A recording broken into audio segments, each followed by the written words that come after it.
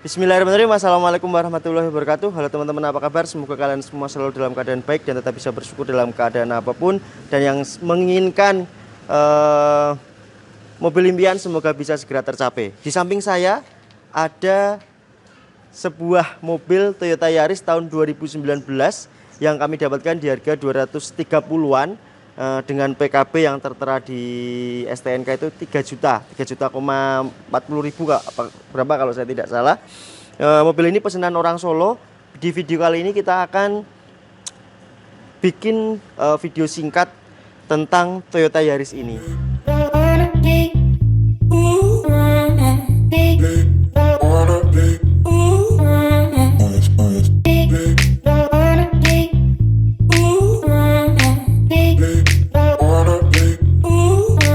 Nah, karena ini tipe TRD, maka kalau kata istri saya, kok cakep ya gitu. Ya, karena memang ada beberapa tambahan body kit, kemudian aksen-aksen warna merah, semuanya memang menambah tampilan mobil ini menjadi lebih cakep daripada tipe yang biasa. Kemudian eksteriornya, teman-teman saya yakin sudah sering melihatnya, cuma tidak ada salahnya kalau kita ulas sebentar saja.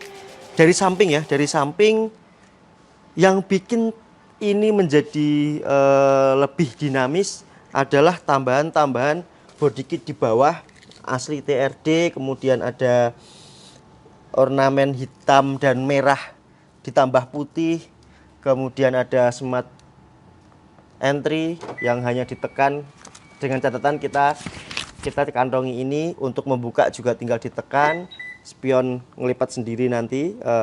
Kalau dikunci dia ngelipat nutup, kalau dibuka dia akan ngelipat membuka setelah di start. Nah, untuk bannya menggunakan profil 195/50 R16. Sayang sekali kalau dibandingkan dengan ramenya body kit dan lain-lain dari depan dan samping, ini seperti kurang keluar gitu loh. Masih terlalu malu-malu bandi ini. Harusnya sih kalau saya ya, menurut saya akan lebih baik kalau ini agak keluar sedikit, paling tidak nggak terlalu di dalam ya. Ini kan masih di dalam banget kan. Maksudnya memang ini paling baik memang seperti ini. Artinya kalau jalan hujan dan kotor, lumpur atau kotoran dari tanah itu tidak keluar kena bodi. Kalau sudah seperti itu, yang agak keluar seperti itu, dia akan gampang sekali kotor kalau melewati jalan yang basah dan berlumpur. Nah, kalau seperti ini memang baik, tapi dari segi tampilan ini kurang keluar sedikit. Kalau bisa lebih keluar sedikit, ini ganteng. Dual VVTi, ada tambahan lampu sen di spionnya, mantap. Kemudian dari depan mungkin hanya tipe inilah yang saya suka dari sebuah Yaris di generasi ini. Kenapa? Kalau kita lihat tipe-tipe yang di bawah ini masih kurang karena tidak manis begitu, tidak cakep. Nah, kalau sudah ini kap sengaja kami buka supaya nanti gampang untuk memperlihatkan mesinnya. Lampunya sudah proyektor, ada high beam, ada lampu sen, ada DRL, ada fog lamp. Ditambah ini memang sudah dipasang plat nomor yang terlindungi oleh Mika. Nah, kisi-kisi angin semuanya ini dinamis loh teman-teman. Smell, kemudian ada garis begini dan ada grill yang semuanya dibuat dengan baik. Kemudian ada emblem TRD lagi dan ada aksen warna merah dan hitam. Ini oke. Apalagi ini warna putih tambah kontras lagi karena putih, hitam dan merah.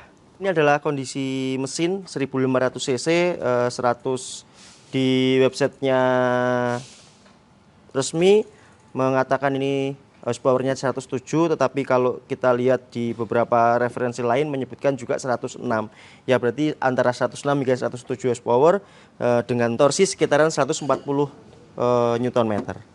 Oke, masih bersih karena memang ini juga belum ada 1 tahun, bahkan di STNK masih tertulis PKB awal saat kita membeli mobil baru yang sekitaran berapa tadi? Lupa, 80-an juta, lumayan juga. Nah, ini kita dapatkan di 230-an, dan kalau kita lihat harga barunya sudah hampir mencapai 300-an. Jadi ya selisih juga lumayan untuk mobil bekasnya. Untuk belakangnya sekali lagi karena ini tipe TRD maka tidak salah kalau rame sekali, semangat sekali. Mulai dari spoiler yang desainnya mendukung sekali untuk aerodinamika, ada emblem TRD, ada washer, wiper, pemanas kaca. Nah, ada aksen merah hitam lagi. Kemudian bukaannya sih biasanya pencetan ya. Paling seneng tuh lo berat. Paling seneng tuh kalau bukanya pencetan soft banget gitu loh. Nah, ada sekat penghalang bagasi. Bagasinya juga lumayan lebar. Dan ini baru di detailing dan di coating di Autonet Gear Semarang. Kemudian agak ke bawah lampunya LED kecuali lampu mundur dan lampu sein. Ada 2 buah sensor parkir, emblem TRD, list lagi. Sudah. Knalpotnya cuma 1. Oke teman-teman, untuk interiornya kita bisa lihat mulai dari kanan ada spion lipat otomatis, power window yang auto hanya bagian pengemudi saja, central lock. Kemudian ini tombol agar selain pengemudi tidak bisa membuka jendela. Seperti itu, ada speaker, 1 buah tempat taruh botol dan saku kecil di sini. Masuk agak ke dalam, ada start stop engine button, kemudian ada tombol untuk mengaktifkan eco mode atau sport mode. Ada juga untuk mengaktifkan stability control atau menonaktifkan stability control. Ini ada leveling untuk lampu depan, arah lampu depan.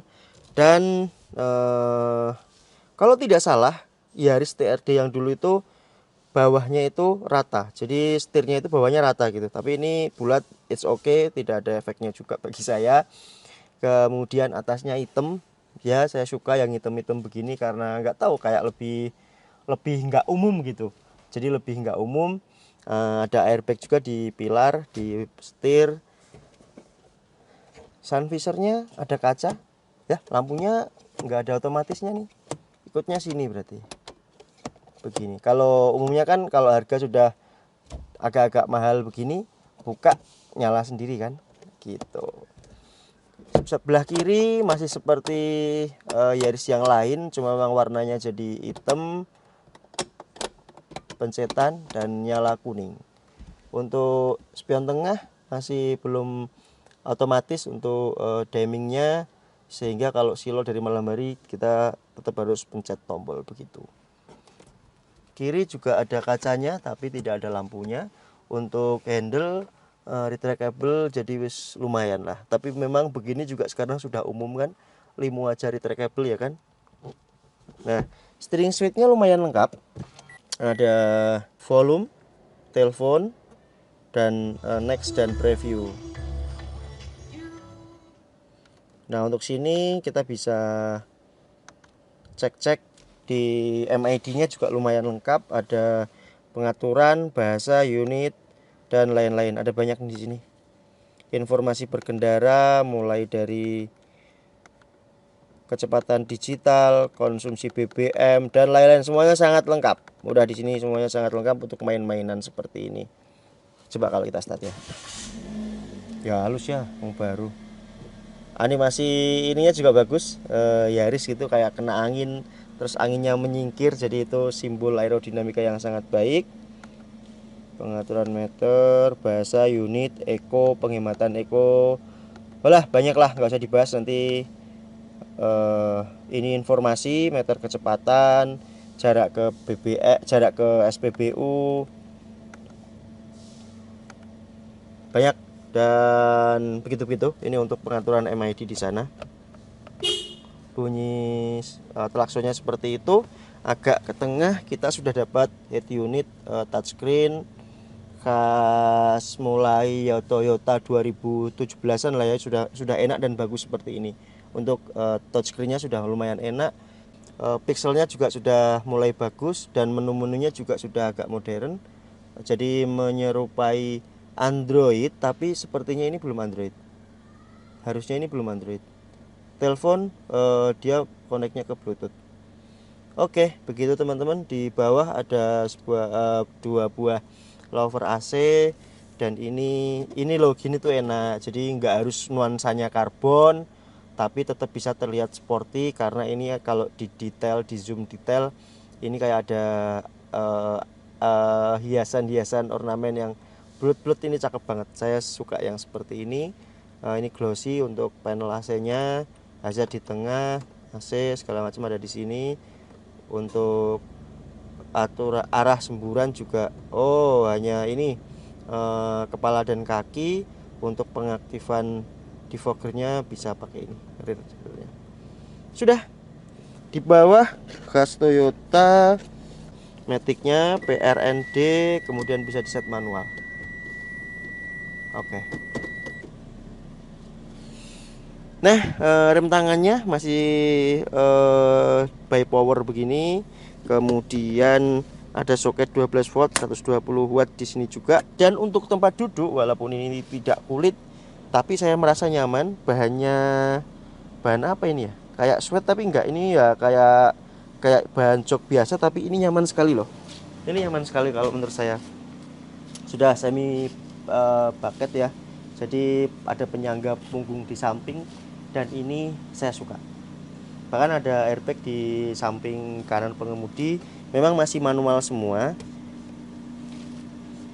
Ini untuk naik turun, ini untuk rebah dan tegak, dan untuk maju mundur di sebelah sini. Motif joknya juga ini bagus, hitam merah, ada sedikit putih, cocok dengan bawaan eksteriornya mobil ini. Di belakang untuk bawahnya lumayan enak, lumayan cekong dalam. Untuk punggungnya tidak terlalu cekong, cukup. Nah, beberapa mobil di belakang, nggak Toyota aja, itu kadang saya kurang suka dengan support kepalanya atau sandaran kepalanya karena terlalu maju. Jadi begini. Nah, ini di daerah sini tuh ada celah gitu. Kadang terlalu maju begini, kadang terlalu jauh begini.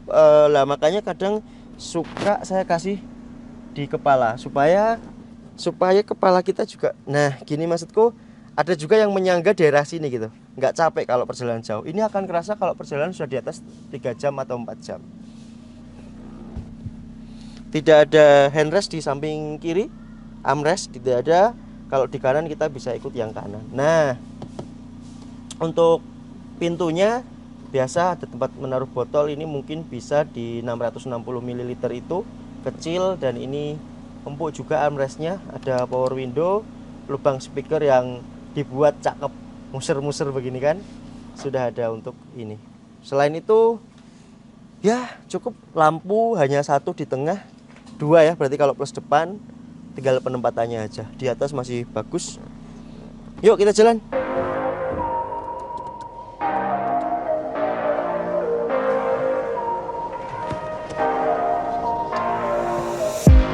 Steeringnya ringan, enak.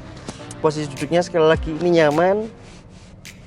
Hanya memang kalau kadang mobil-mobil baru itu nggak dapat kaca film, itu cuma dapat belakang ya. Depan itu karena harus yang bagus, kadang harus minta tolak panasnya bagus, maka kadang tidak dikasih, cuma dikasih ini penghalang matahari aja. Bang, di jalan paving. Nah, ini kan mobil baru ya, ini mobil baru, setahun aja belum ada. Kita juga bisa review ala mobil baru nih teman-teman. Di mobil ini kondisinya ya pasti sama begini-begini juga. Masih kedengeran ya paving? Enggak, masih terasa geleg-geleg. Cuma kalau kedengeran terlalu bising enggak. Posisi tidur gimana? Depan ayunannya enak, belakang nggak tahu. Belakang gimana, Rik? Enak ya? Bunyi ya biasanya itu penghalang skat bagasi itu. Cuma masih gemerbek juga untuk paving yang seperti ini. Ngerasain nggak gemerbeknya ini? Gaduh gitu loh. Loh, ya jelas nih wong, jendela belum ditutup. Nanti kalau pulang kita cek lagi. Pantas kok, harusnya tidak segaduh ini. Coba akselerasi sebentar ya.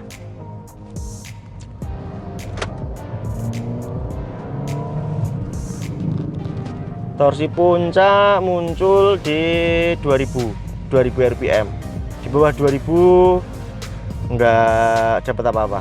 Kenyataannya ya, tidak ngomong spek di kertas ya. Kegedapan sekitaran cukup bagus. Bawah yang tuh masih kedengeran ketika ban ini menginjak lubang atau gundukan tanah, karena kebetulan ini agak kotor aspalnya ini. Kayak suara gedeg gitu masih kedengaran.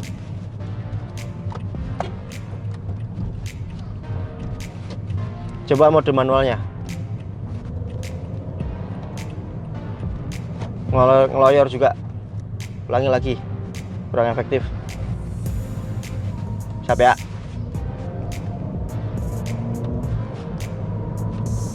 Enak kalau sudah RPM selalu di atas 3000 enak. Pengemudinya yang ganti nggak berani karena ini di jalan umum pengetesannya. Enak nih kalau ada mode manual begini, RPM kita bisa jaga di atas terus nih. Tapi ya lama juga nggak naik. Nah ini dari 3000 kalau tanjakan begini. Ya sih tanjakannya juga tinggi kan.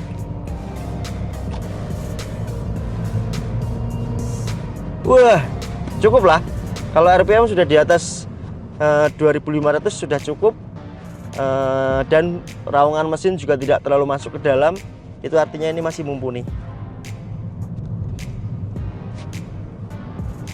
Sayup-sayup terdengar kayak kalau mobil lewat.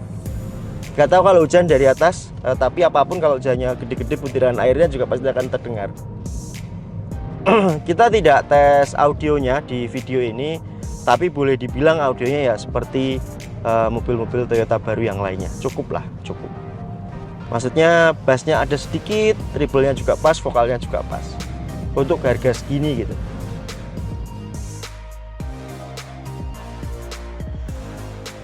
Lumayan stabil saat miring, memang tidak terlalu kenceng sih, tapi sudah terlihat lah nggak gitu oleng ya karena mobil pendek ya.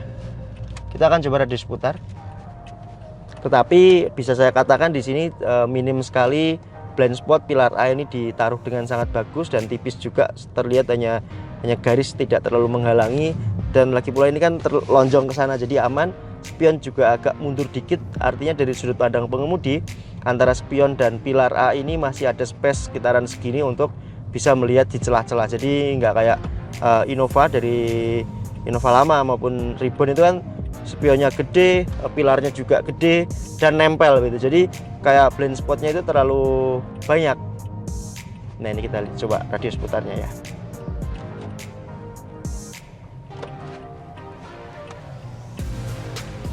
Saya turun ke aspal harusnya nggak perlu sih. Mobil apa jalur segini doang.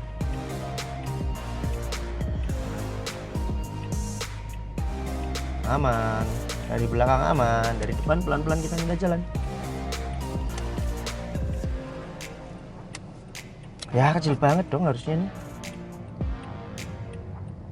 Tapi ya enggak juga ya, masih terlalu ke kiri juga nih. Radius putarnya tidak terlalu. Hah? Iya mending SL7. Nggak tahu kalau di atas kertas ya. Cuma tadi turun, kita juga sudah turun aspal loh tadi tuh. Pelan-pelan juga, tapi masih tidak terlalu impresif ini keinginan saya begitu loh, masih tidak terlalu seperti yang saya inginkan lah. Mantap.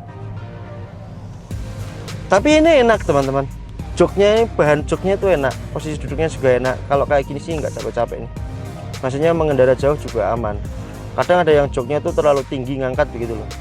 Nah ini memang sudah ada high adjusternya, jadi mau dibikin tinggi rendah juga enak. Tapi pada dasarnya tergantung bahan jok juga ya, bahan jok juga, desain jok juga, itu udah enak. Barusan kita uji di tikungan di kecepatan 60 ke atas, enak loh. Maksudnya nurut setirnya, mobilnya juga nurut, menggoknya, beloknya juga enak. Ini kita coba lagi ya, walaupun nggak terlalu kencang, tapi ini udah terlihat nih, ini enak tuh. Karena kalau menurut pengalaman saya, asal sudah TRD itu biasanya suspensinya itu dapat peningkatan. Jadi nggak hanya TRD aja TRD gitu. Pengalaman saya, karena Pernah saya ikut orang pakai Yaris TRD yang 2009 apa berapa yang generasi tua yang masih bakpao itu di tol 160 masih ke handle, masih terkontrol begitu loh. Tapi kalau nggak TRD yo berat juga segitu ya, wis nggak berani sayanya. Nah sekarang tutup, kita lewat paving. Ya masih gedek-gedeknya masih. Kalau suspensinya malah enak, tapi suaranya malah masuk, suara dari bawah ini gedek-gedeknya ini. Oke teman-teman, asal harga bekas ya yang kita omongkan ya. Harganya harga bekas, unitnya unit baru. Kenapa? Karena bekasnya itu kita dapat di 230-an. Tapi kalau harga barunya, kalau kita lihat price listnya di websitenya Toyota, di websitenya Toyota Pusat itu di 290-an. Yang TRD CVT di 230-an. Saya oke-oke aja, tidak ada masalah dengan, artinya apa yang kita dapatkan di mobil ini masuklah untuk harga segitu. Terutama posisi duduk, saya paling penting tuh posisi duduk. Memang ini masih hard panel semuanya, plastik keras semuanya, tapi nggak masalah asal nggak silo banget. Dan ini juga nggak silo, ini semua plastik keras, nggak masalah. Toh armrest ini juga empuk, dan ini memang tidak bisa seberfungsi itu sebagai armrest, karena ini bukan armrest, ini untuk konsol tengah penyimpanan saja. Dari segi harga bekasnya tidak masalah. Kalau dari harga baru, semoga selisihnya yang mungkin itu produksi 2020 atau bagaimana, ada peningkatan apa, mestinya kita harus cek juga, karena ini namanya juga mobil bekas. Oke. Naikkan juga enak. Saya yakin ini walaupun kita tidak tes jauh, saya yakin ini juga nggak bakalan capek soal suara dari bawah yang masih bergerumu. Toh itu juga terdengar kalau bannya itu kena lubang atau melewati jalan jelek, jalan paving dan lain, asal jalannya halus juga hilang. Stabil juga, apalagi ini ada stability control juga, bisa dimatikan, kontrol traksi dimatikan. Sekarang nyala, kemudian akselerasi juga cukup, tidak terlalu seperti mobil yang berpower besar, enggak, karena ini juga cuma 106. Kemudian beberapa kekurangan saya seperti ini, harusnya sih bisa dibikin otomatis, tapi ini juga tidak terlalu sering digunakan, walaupun kalau otomatis akan enak lah, mau berkendara siang malam juga enak karena akan redup sendiri. TRD, tolong pertahankan yang atap hitam ini, karena ini sesuatu yang menimbulkan jiwa yang berbeda dari mobil-mobil biasanya. Makanya Mercy bekas taksi yang saya pakai sengaja saya pilih yang edition C, karena dalamnya juga nggak warna krem kayak biasanya. Jadi gitu teman-teman. Simpulannya ini recommended juga untuk dibeli di harga 200 jutaan di mobil muda ya, di mobil muda. City car, mobil muda yang worry free karena ini Toyota. Terima kasih sudah menonton, semoga apa yang kami sampaikan ada manfaatnya. Mohon maaf kalau ada salah, dan apabila ada kurang di review kami kali ini berdasarkan pengalaman teman-teman semua, berdasarkan pengalaman kalian, silahkan sampaikan dengan bahasa yang baik di kolom komentar. Siapa tahu kegiatan kalian itu membawa manfaat untuk karena kalau berbagi ilmu di kolom komentar kan tetap biar bagaimanapun juga pasti ada yang baca. Sekali lagi terima kasih sudah menonton, mohon maaf apabila saya ada salah.